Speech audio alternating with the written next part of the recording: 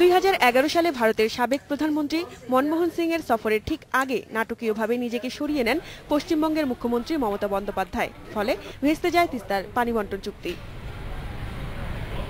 এরপর বরফ গলার ইঙ্গিত মেলে গত ফেব্রুয়ারিতে। সে সময় ঢাকা সফরে এসে তিস্তা সমস্যা সমাধানের আশ্বাসও দেন মমতা। আর এবার তিনি ভারতের প্রধানমন্ত্রী মোদির সফর সঙ্গী হওয়ায় দেখা দেয় চূড়ান্ত সম্ভাবনা। কিন্তু রোববার ভারতের পররাষ্ট্রমন্ত্রী সুষমা স্বরাজ জানিয়ে দেন এবারও হচ্ছে না তিস্তা চুক্তি। কূটনৈতিক বিশ্লেষকরা বলছেন, মোদির সফরে তিস্তার বিষয়টির সুরাহা হলে তা বড় ধরনের সাফল্য বলে বিবেচিত হতো। কেন্দ্রীয় সরকারের যেই অ্যাঙ্গেলে ভাবছেন জল বন্টন চুক্তির, তার সঙ্গে পুরোপুরি সহমত নন। সেই জন্য মমতা বন্দ্যোপাধ্যায় কিছুটা সময় চেয়েছিলেন। কারণ কেন্দ্রীয় সরকারের সঙ্গে যদি মমতা বন্দ্যোপাধ্যায়ের রাজ্যের মুখ্যমন্ত্রীর আগে কথা সম্পূর্ণ হতো, তাহলে বিষয়টা অনেক পরিষ্কার হতো, দুজনেই কথা বলতে পারতেন। কিন্তু সেটা হয়নি। তিস্তা চুক্তি এবার না হলেও আস্থার সম্পর্কে কোনো ঘাটতি হবে না বলে দাবি করছেন প্রধানমন্ত্রীর পররাষ্ট্র বিষয়ক উপদেষ্টা।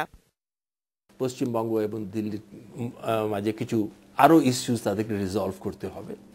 যখন তারা ওই ইস্যু রিজলভ করে নেবে, তারা সাইন করবে। আমরা আশা করি শীঘ্রই করবে, কিন্তু ডেট দেওয়া উচিত হবে না। আমরা শুধু এটা ইন্ডিয়ার কত হবে, বাংলাদেশ, এটা নিয়ে বেশি না, জনগণ সকলে যদি উইন উইন হয়, আর আমাদের যা প্রয়োজন আমরা সেটা তো কিছুতেই তার কম নেব না। তিনি বলেন, বাংলাদেশের ন্যায্য দাবির ভিত্তিতেই এই চুক্তি হবে।